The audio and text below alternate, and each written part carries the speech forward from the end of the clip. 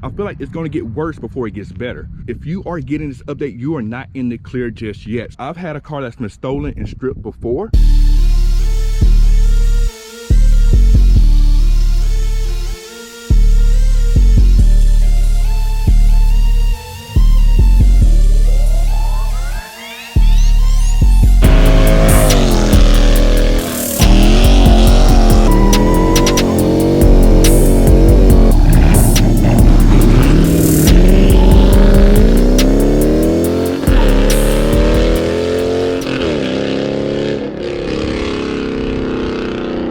YouTube family, what is going on? Welcome back to the channel. If you are new to the channel, please do me a huge favor. Make sure you like, comment, and most importantly, subscribe to the channel, man. We're trying to push this on up to the next level, and we can't do that without you. We're gonna hit some car meets, get some car talk in here. I'm gonna review some of my friends' rides and things like that, man. So make sure you tune in and be locked in for the long haul, and check out some of my old videos too, man. I got some pretty dope content on here, so make sure you go back and check that out and don't miss any of that stuff. Hit post notifications as well, man. Do that so you know when the videos are dropping. For my returning viewers, man, we appreciate you guys locking in with your boy, rocking with me, and showing me love on each and every video, man. It does not go unnoticed. Keep doing that, and thank you for locking in with your boy. Now let's talk about today's video. You see the title, you see the thumbnail, man. Dodge has finally listened to the people and said they are tired of people stealing these cars. Well, not really my car, because my car's an RT. Nobody wants to steal my RT. They're tired of people stealing the Scat Packs. They're tired of people stealing the Hellcats. They are going to put a stop to that very, very, very soon. So if you have not already heard, which I'm pretty sure you have, they are coming out with a new security update at the end of Q2, which is probably late July, that will limit the cars to just 3 horsepower. That will kind of deter people from joyriding the cars, stealing the cars, running off with the cars, and all that type of stuff, which is much needed, because these cars are, as of late, have been the most stolen cars.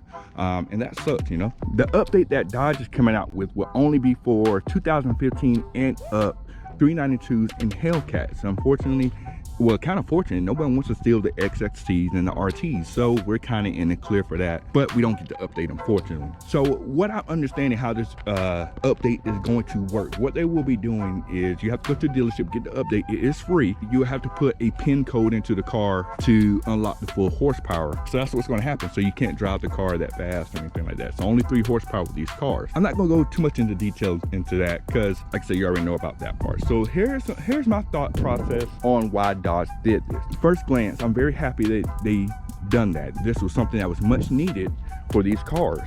These cars are being stolen from people's houses, from parking them out in the parking lots. If you live in a place where you have a parking net, they're being stolen out of there. They're being stolen from the dealership. So this got me to thinking, man. So did Dodge do this to protect the consumer, or did they do it to protect themselves? So hear me out on that, man. Hear me out on this. And the reason I'm thinking this is because of this, right? This update is only done to the 392s and Hellcats. And of course, we'll go through the Uconnect system that the car already has. Now, all the cars from the XSTs on up all have the same Uconnect system. So in my eye, Dodge could have easily done that for all their cars, but it's only for the 392s and Hellcats, the ones that are being the most stolen. And a lot of times from the dealership, the cars that are being stolen the most are the 392s and the Hellcats, right? Why would Dodge only protect themselves from those cars? So this is my thought process behind it. If you buy the car and you take it home and it gets stolen, does that hurt Dodge in any way? No, it doesn't. It doesn't hurt Dodge, so they already sold you the car. More than likely, if your car gets stolen, it's a total loss from that point, whether they recover it or whatever, it's gonna be a total loss, because usually those cars get stripped of parts. The parts on these cars are very, very, very much sought after, from the hoods, the engines, the wheels. The wheels are very expensive on these cars and have a huge aftermarket for them. A lot of people want to buy those wheels. The interior, the Uconnects in the cars, people strip these cars down for all those parts, because there are a lot of buyers that are looking for these parts to upgrade their cars with. But like I said, if the car's stolen from your house or wherever after you bought the car, that doesn't hurt Dodge at all. Only thing it does hurt, it does raise insurance rates for the owners, whether your car gets stolen or not, because insurance works like this. They look at your area, they look at the car you drive, and they say, okay, this car does have a high chance of being stolen. You're in an area where cars get stolen a lot, your insurance rate's gonna be higher than most, right? Think about it from this, man. If the car's sitting on Dodge's lot, it gets stolen, they lose inventory, they lose a car that they can't sell. There's a lot of time and man hours put into building these cars and getting them transported around the United States that is now lost because the car is no longer on the lot. I was watching a video, one of my guys, Alex the Rican, make sure y'all lock into him. I was watching this video. He has a friend down in Houston that bought a 392, paid him the money and everything. And what happened was the car got stolen off the dealership lot when they put it out to the front to get it detailed. It got stolen within 24 hours of him buying the car. So what Dodge is doing, or what the dealership is doing, they're gonna give him his money back. They're just gonna give him his money back. So he has to find another car and buy a different car. So that's gonna hurt the dealership because they had a car already sold and they're gonna lose out on the money and the commission from that car from being sold because it got stolen. I'm pretty confident if it happened that one time down there, it probably has happened a lot of times around the United States. I mean, we've already heard about a lot of situations where these cars where dealerships get broken into and the cars get stolen, like from the lot, from the showroom floor and all that type of stuff. That hurts Dodge. It costs them money to fix the dealerships. It costs money for their inventory to be gone because they no longer have a car on the lot to sell for you. They have to go get another car and replenish their inventory. And these cars aren't cheap to build. It's not like going to Best Buy and stealing, I don't know, a mouse pad or something. You know, that's relatively cheap. We're talking a car that costs tens of thousands of dollars here that's being stolen right off the lot. Dodge, you know, put this security update out there to stop that from happening. Now, let me say this again. I'm very happy they did this, and it's going to help in some cases. If your car is limited to a certain amount of horsepower and your car can't drive, how is it going to help you? You know, if your car's parked at a house, like if your car's parked in front of your yard, in front of your house, I should say, more than likely people stealing your car will not be hopping in your car, turning the car on and driving away. They're not going to do that. That's not going to help. I mean, these cars are pretty loud when they start up, and it's going to cause a lot of tension. Anytime a thief is trying to do something, they want to do it quickly and they want to do it quietly. They don't want to cause any attention to be drawn to themselves or anything like that. So it doesn't help in that standpoint. They didn't update the security system where if someone gets into your car, like breaking the window and things like that, your car can still get broken into. That did not help that. And another thing to think about here, situation with these cars being stolen, I feel like it's going to get worse before it gets better. We know about these updates as consumers.